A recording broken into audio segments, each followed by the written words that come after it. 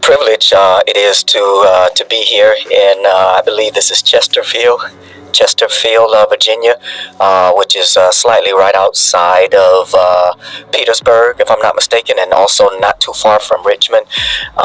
You all know your home state, so please correct me if I'm wrong. Okay, yes. So and as I've been educated, it's not too far from the city of Richmond, but only 10 minutes, I believe, 10 minutes away from Petersburg. So I am always privileged to speak to any audience that's willing to listen, or as I always say, always appreciative when any audience allows me to invade their space. And so for you all in this community, on such short notice, so I have to thank Tom and Jan. I'm sorry, I have to thank Tom and Jan for allowing me this opportunity to come speak to these young minds. And I even see some seasoned souls that are, of course, in participation with these young minds, and I so appreciate that when you have the wise ones with the young ones. Even if someone such as myself is coming to invade your space, you still want to make sure that this is proper information being given to these young minds. That is something that is lacking in our culture. Having the fathers, the mothers, the community leaders, the parents, coaches, mentors that will also sit in with these young minds that are the future, as that old cliche goes. It's amazing because I have to just go on this sidebar. As I do when I travel to a lot of places, I reach out many a time to various organizations, community centers, sometimes even programs at the local churches, recreational centers, and so when I do these things and I actually reach out, asking what can I do to give back at no cost, because as the saying goes, in the realm of faith, I received without paying, therefore I give without pay, and that is a strong additive to my life. So it makes it easy, believe it or not, when I reach out to some of these community leaders, centers, churches, letting them know who I am, providing the content of what I do, to come, to give back. And normally when you give back, that means at no cost. So, there's no charge, and that's one of the reasons I bring that up, not to say and to focus on money, but I say there's no charge, and that I just want to give back because more people are more prone to allow someone to come in, such as myself, to deliver, a word. It's like, okay, no charge, and when they check out my content, because I sometimes I'll, myself or members of my team will send some of my speeches, the platforms that I've been on, for them just to kind of review, which is smart, for them to review before they allow any strangers such as myself to come and invade their space. It doesn't take long for, someone to tear down what you have spent years building. It doesn't take long to tear down, for one person, for one word, for one event, one experience, to tear down, to divide what you've been building. But when I say divide, please don't think that dividing something is always bad. You can divide truth from a lie. I've spoken on that in times past, on college campuses and so forth. But we're not going to go into that right now. I'm just simply admonishing those who are overseers who are also in participation, making sure that these young intelligent minds are not being told a bill of lies. When I come, I'm very fortunate and blessed to provide the truth. So again, being at this community center, which because I always do my research, at least I try to, or if I don't have a chance to go into depth of a space, an area, a community, an organization, I'm always enlightened by those who are familiar, those who spearhead these community centers, these endeavors, these community outreaches, and so I listen to them and I gain a lot of my knowledge from what I learned from them. So learning about this particular community, as well as this community center, was built in I think 1970, 1974 again, and it was renovated a few times. And so it's funny, when I actually pulled up, I was like, yes, this is my cup of tea. Some people look for large edifices to enter, or large infrastructure to enter. I'm not saying there's anything wrong with that. I actually have been fortunate and blessed to enter pretty large auditoriums, and to have been able to grace various stages. But it's something about those small, intimate centers, community homes, houses, facilities, churches. That's my home. So being here is really, I just feel so at home because it's so intimate. I look out into this audience, and I'm always overwhelmed when there are any vessels that are coming to hear what this vessel has to say. And so I won't be long, because I think we have 45 minutes, if I'm not mistaken, for this time. 45 minutes to maybe 60, depending. But this time has already been cut out for you guys, and the time, I'm so privileged again from these community leaders who obliged me on such short notice because of the event that you already had on your calendar, to fit someone like me in. And again, when you're coming to bring a message at no cost to those participants, because you want to give back, it just opens up more doors. Don't get me wrong, a lot of doors have been closed. I've not received a lot of responses through certain requests. Even when this service that we try to provide, I try to provide is free, and I understand. It's still a stranger coming in the midst of what you all have established. So again, going into just where I am, why I'm here. This is an endeavor with my For Wandering Kings program initiative that I have been fortunate to really spread throughout various places throughout this country. And so to come to this community that has been established for years, for eons. Okay, I do not come bearing, if I can say, I do not come bearing emptiness, because in this space there are a lot of itching ears. In this space there are a lot of abilities that have not been tapped into. And so my focus is hopefully to be able to assist the leaders in this community, to assist them with tapping into your potential. And when I say your potential, primarily this is for the adolescents, who are listening, who are present. This is also, for the adults who are listening and are present, because you play a part in their success. Their success is your success, and your success, of course, is their success. So I come because, I hear this word a lot, and I hear it primarily through me. I tend to use this word a lot in my own life, my own wanderings. I told you I have a program called For Wandering Kings, and there's a message behind that name alone.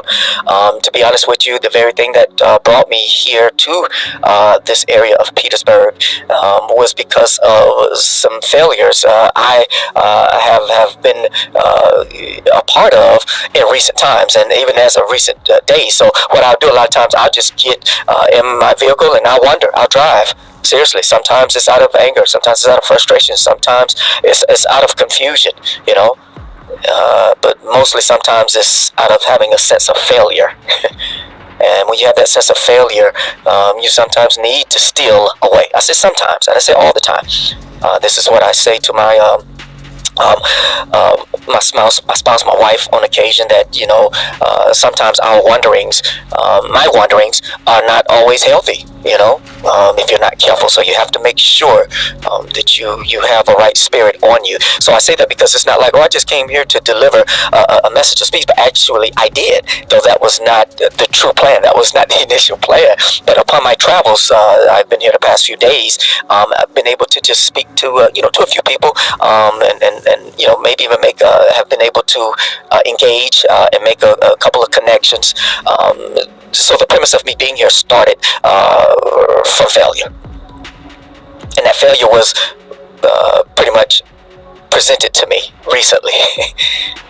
That's prompted me to wonder, and some of you young ones in here, young minds, adolescents, high schoolers, middle schoolers, You may not know what it means to wonder, but let me explain it to you. In case you don't, some of you all do. Don't want to insult anybody's intelligence.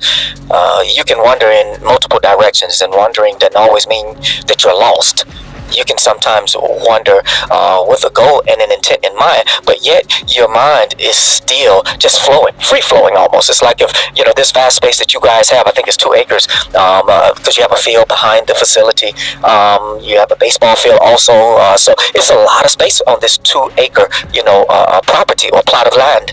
And so you can just wander. It's not that you're lost. You can just wander the field, in aimless thinking and aimless walking, because you're not lost. You know why you're not lost? Because you're familiar. You're familiar with your location. Many of you all are familiar with your confidence. You're familiar with the level of confidence that you have, but yet you tend to wonder sometimes, because sometimes things can knock you off track. And so I want you to keep in mind what I said about failure. That's one of the things that prompted me here, from North Carolina, was the sense of failure, in a sense of me, if you're seeing myself in some instances as a failure.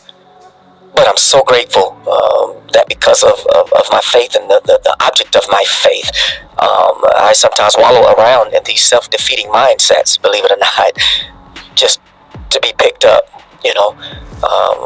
by the one who picks us all up if we tap into him.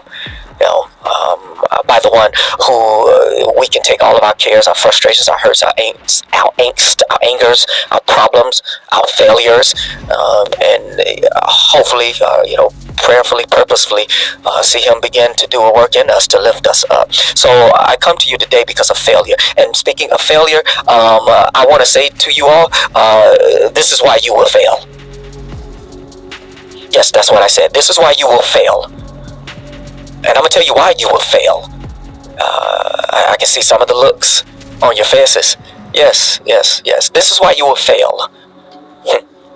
You will fail because you will not conform to certain expectations or required actions to succeed. This is why you will fail.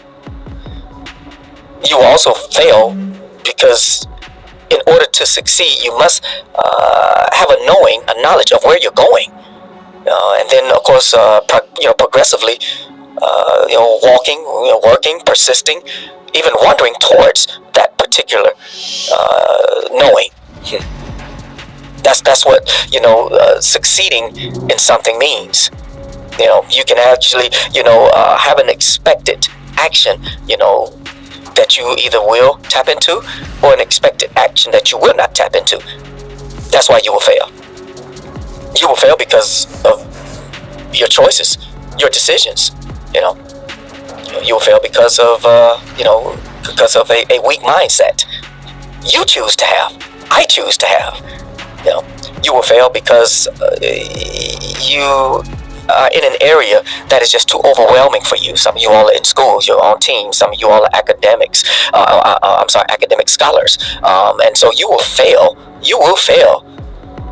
But let's substitute that word fail for learn or learning.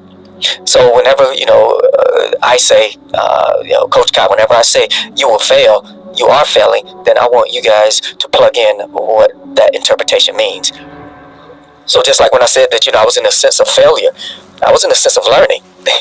Lesson, if you want to, add that to it. Now, I was in a sense of defeat. I was in a sense of uncertainty, and so that's why I will fail.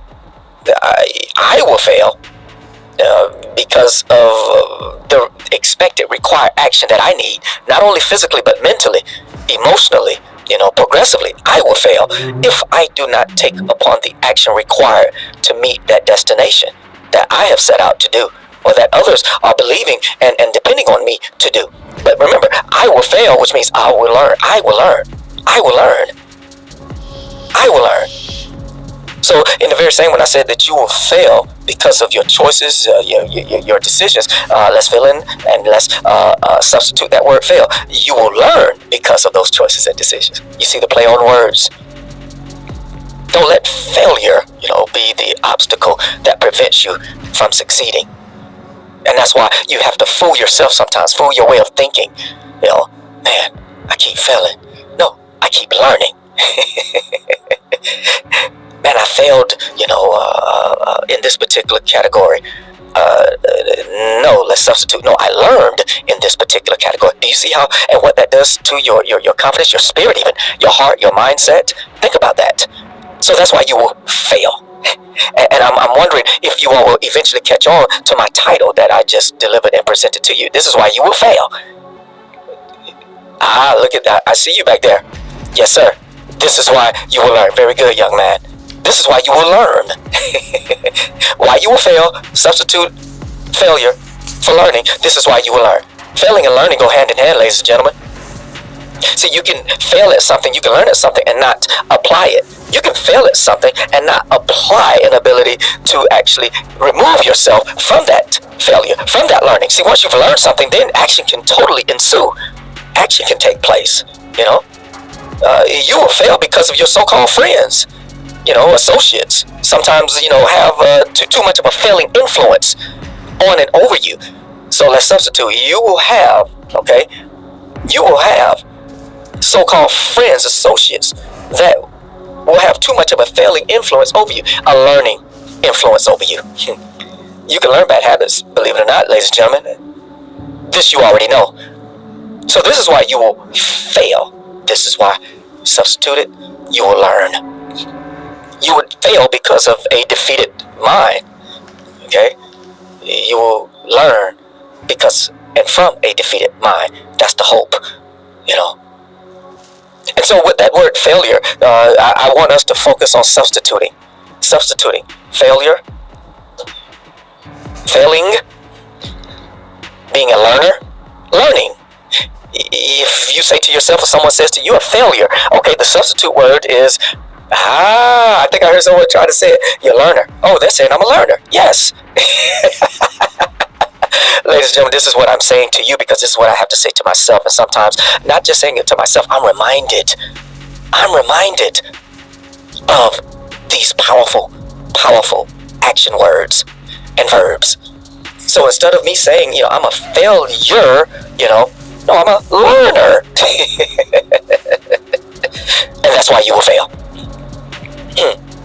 That's why you will fail. You will fail because you lack faith, in the one who can give exceedingly above all we can ever ask or think. That's why you will fail. Substitute. That's why you will learn. You will learn. You will learn because of your lack of faith in the infinite one who makes all things possible for them that believe. Substitute. Play on words. Failure, learner. Failing, learning. This community that you all have established here for, my goodness, decades. I can almost imagine, some of the obstacles having, to face, in trying to keep this nonprofit, afloat, to keep this nonprofit supported by the community. Because it's when it's supported by the community, it then gives back to the community. But I can only imagine the times that your failures ensued. With the establishment and with the maintaining of the nonprofit community center, those failings, are real. Just as learnings, substitute, learnings are real. And that's why you may not make the same mistakes again, because in your failure, you being a learner, you now know not to navigate in certain ways. You kind of know what to expect down the road because you've already failed at that before. Oops, substitute, you've already learned from that before. I told you guys that, I come to bring, something of substance. I don't come to bring emptiness. Something that will fill, hopefully, prayerfully, will fill your void. As the void that lurks within me on occasion is filled. And when I say it's filled with substance that will fill that void with light and not of darkness. Failure, it kind of gives a dark feeling to when you think about it. It gives a dark meaning almost. Oh, I failed. Think about it. You say you failed, your head even goes down partially. You say, I learned. Yes, you may be disappointed because, that was a mistake, or that was something I did. I know, but I learned. Do you see the difference, ladies and gentlemen? This is is powerful stuff that hopefully you will carry with you for the rest of your life from this wandering soul such as I, Coach Kai.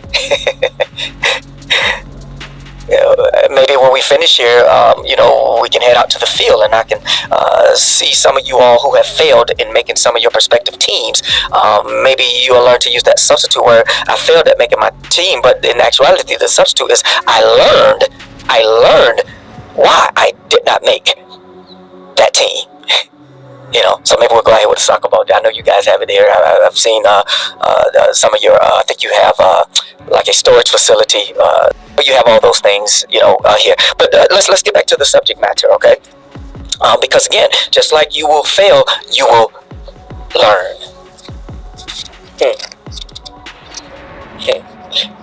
I heard somebody say this once, and I want to share it with you all, since we're talking about why you will fail. If this doesn't add more power, more light to what I'm delivering by His grace, then I don't know what will. I want y'all to hear this, okay?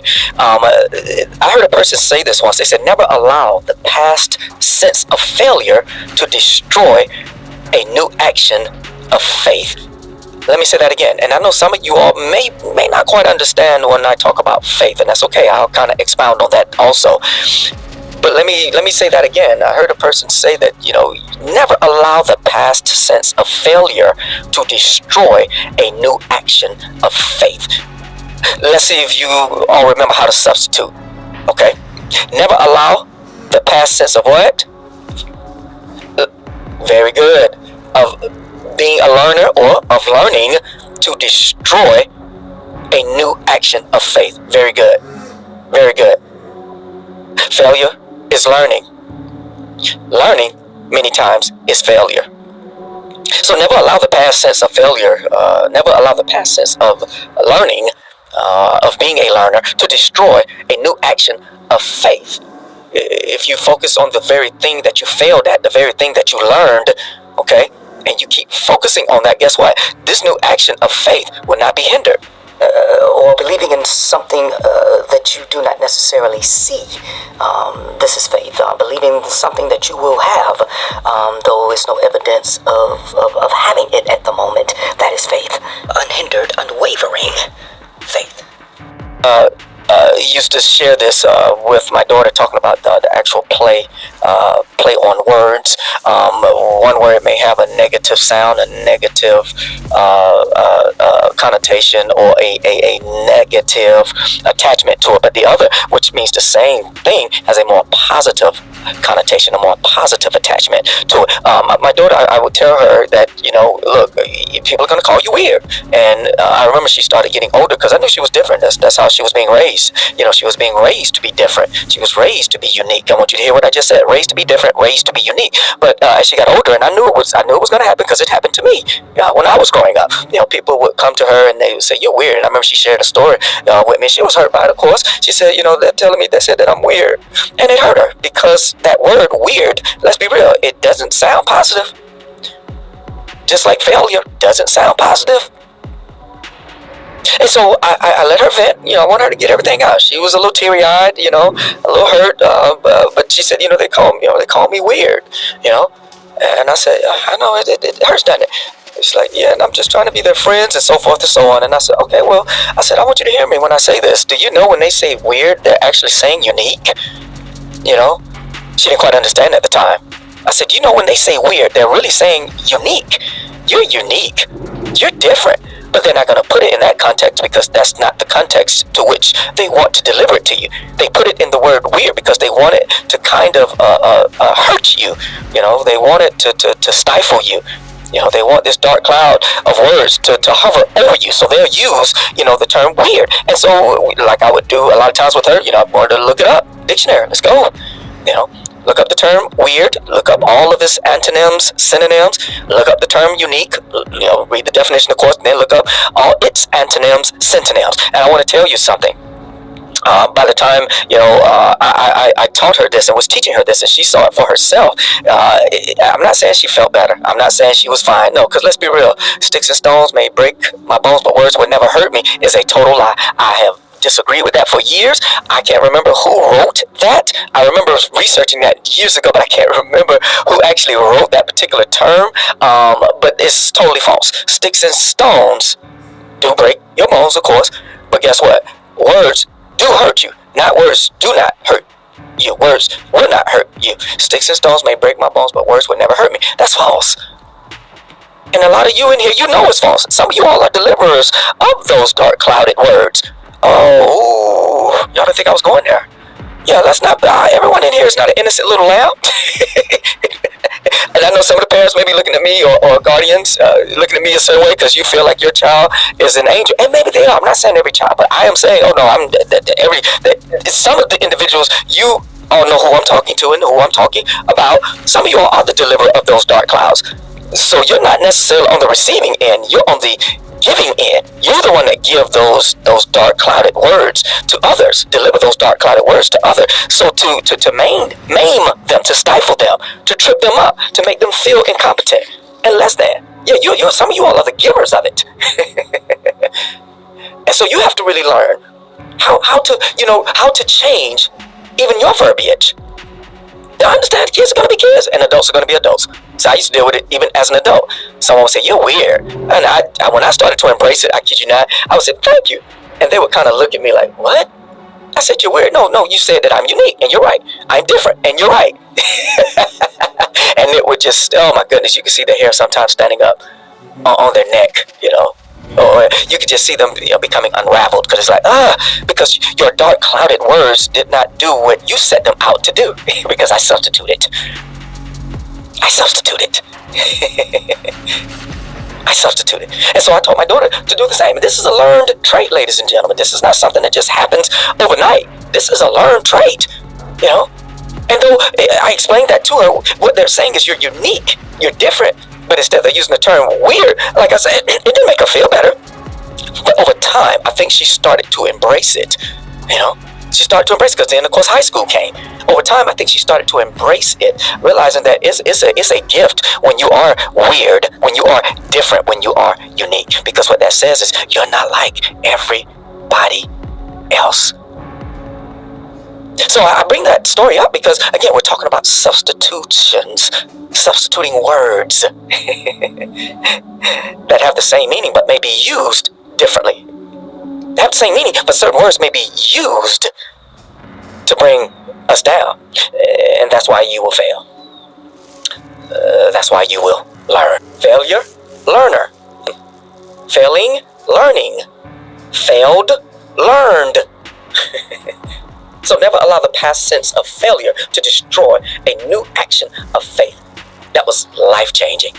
And I hope it's just as life-changing for you all now that I've shared it with you. Substituting one out to substitute one in. Many of you all have played, sports or play sports. And you know what it means when one is substituted. You have a player, an athlete, a young man, young lady who comes out because the coaches call them out. Maybe it's because they're tired, and you bring a new player in, a player that has fresh legs, a player that's more energetic. And sometimes it's a player that may be better at a certain position based on the schematics or based on the strategy that the coach needs at that time, whether it's football, soccer, baseball, basketball, so forth and so on. That's a substitute. Well, we do the same with words. Now, I want you guys and gals, since we're in Virginia, I want you all to learn how to substitute words of power over words of darkness, of weakness, of fragility. This is a learned trait, ladies and gentlemen. Now, some of you all may gravitate to this sooner than I would have ever expected, or sooner than your guardians, your parents, your coaches, whomever may have ever respected, your community leaders may have ever expected. But it is a learned trait. Substitutions.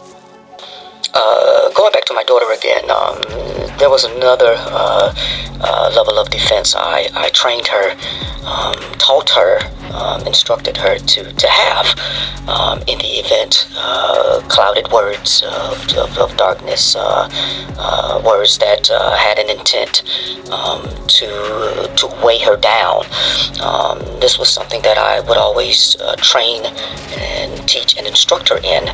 I would always iterate this to her. I said, let me tell you something. If and when you are hurt by some of the enemies that are looming around you, do not let them see you sweat. I know you are probably thinking, sweat? What do you mean sweat? Like she practices, she exercises? No. Sweat is another way of saying cry. Show emotions of hurt. Do not let them see you sweat. Now I want you to hear me, okay? This is how I raised her, but I wasn't trying to cut off her emotions. So I want you all to hear me as I finish this part of the story up. I would tell her, do not let them see you sweat. In other words, do not let them see you hurt. Don't let them see you cry. But this is the add-on. I would tell her, I said, you hold your emotions for as best you can. Let them just see just a regular, normal person that doesn't appear to be affected. And you start to walk away, and as soon as you can turn any corner, as soon as you can enter any other space, then you bawl your eyes out if you have to. Just don't bawl in front of them. Let me say that again, because I wasn't trying to minimize her emotions. She's human, just like all of us are. Let me reiterate that again as to why I said to her, don't let them see you sweat. For once has it been spoken, twice told that it may be heard. I wanted her to understand that when the enemy or enemies or those who do not have your best interest at heart, when they see that they've gotten to you, people would think maybe they'll let off a little bit. Well, no, since the beginning of time, that's never, hardly ever, rarely happened. And as a matter of fact, they pile on even more. So this was like a protective mechanism I was trying to teach her. A defense mechanism I was trying to teach her. Not trying to limit her from expressing what is in her human DNA to express. When we hurt, we cry. We sometimes, find our hearts aching in such a way that, it stifles us, it breaks us down. But I wanted her to learn this particular defensive trait, because this would also be a protective guard that would keep certain enemies or certain people that did not have her best interest at heart. It would kind of keep them somewhat at bay. I didn't say this is a fix-it-all, because they still will pile on, but just don't let them pile on because they've seen you succumb to their attacks. So I would tell her, you hold your peace as long as you can, baby, as long as you can. And as soon as you get from their eyesight, as soon as you get from their vantage point, where they can no longer see how you responded. Matter of fact, even when they see the backside of you, and sometimes I would demonstrate to her, if you're walking away, they just see the backside of you. You may be snotty nosed right then and there, eyes just so laden with tear ducts, water from those tear ducts. But they wouldn't be able to see it because they only see your back. If you can't hold it long enough to turn a corner, hold it long enough to get into another space away from them. I would tell her, as soon as you walk away, try to hold it if you can, but if you can't hold it, at least they'll see your back. Your backside and the back of your head. And this was something that she had to learn. At least it was something that I taught her. So the same with you all, again, substituting words of dark clouds for words of light. And so when she told me the story, of course, they called her weird and so forth. I said, and I let her vent. I wanted her to get everything out. I said, baby, I want you to understand something. When they're saying weird, what they're really saying is you're unique. And of course, she didn't quite understand where I was going, and that's okay. So I decided, let me turn this into a teaching lesson. And a teaching lesson I did. I wanted her to, like we would do from time to time, I would have her to look up certain words, in the dictionary or on her phone. And the word unique or weird, I wanted her to look up. She looked it up. And so she did. And the word weird, it had like strange, unusual, unnatural, out of the norm, whatever that definition applied to it. She looked it up. And so I then of course said, okay, now look up the term unique. Look up the term unique. And it was amazing because as she looked up that word, it had a similar meanings, but the words that were under unique, it was amazing because these words were more. They sounded and gave more of a lift.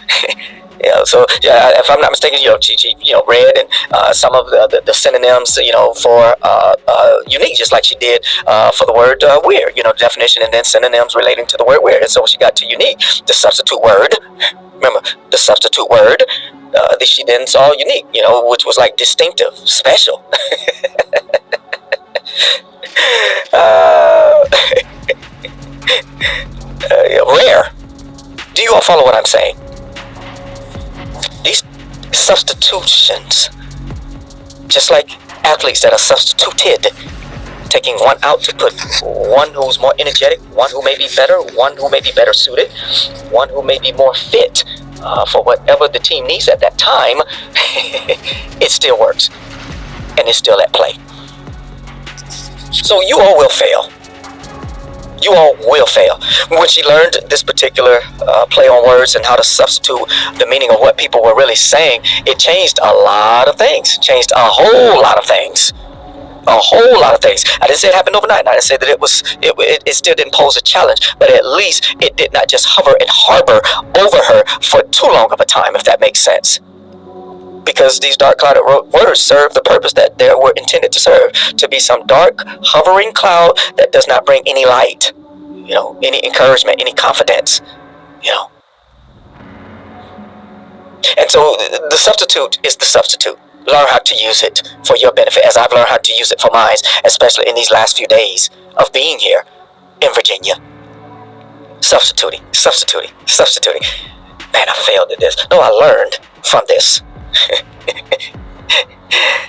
I hope you all have actually not only received this particular, the substance of words, and I say substance of words because substance adds weight, substance adds fullness, and substance fills various voids. I hope that there's been substance that you all have received during this delivery message. I want to leave you with this as to why you will fail. You will also fail. You will also learn, because there's another entity that lurks, that looms in the land that many times you can't see. And the reason that you will fail is because this enemy will bring failure to your attention. This enemy, again, is not seen. Sometimes the enemy comes in the form of sadness. Sometimes the enemy comes in the form of defeat. Sometimes that enemy comes in the form of uncertainty, of doubt. But you will fail because this enemy will bring all of these failings to you. Let's see if we can substitute. You will fail because this enemy will bring all these failings, some of which I just mentioned, to you. Substitute. You will learn because of what the enemy will bring all these learnings to you. I hope that everything that has been said, you all will not only just hear, but you will eventually apply.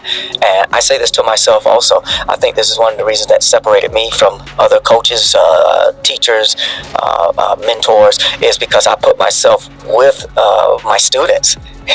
If I was struggling with something, a lot of times I would share that struggle with them, which would surprise them, because they would see me, Coach Guy, as just someone who was a pillar of strength and never struggled, never succumbed, to these invisible enemies. But I've learned, and I'm still learning. And that's why I'm just so fortunate and blessed to have had this opportunity while here in Petersburg, while here in this just amazing community that I can already see is not only pouring into this community center, but this community center is pouring in, into it, here in the Chesterfield, Virginia area. Please make sure that you thank the community leaders for allowing me to come and invade this space. Afterwards, I hope you get the chance to talk to some of you all, and I see you again. You have fields out here. Maybe bring out a few pieces of equipment, and just let you guys substitute as you're playing. Get it? Substitute various players in and out, and then learn to substitute words that are necessary to remove dark clouds. Thank you all. Thank you all again for just allowing me this moment and to invade your space. Not all who wander are lost.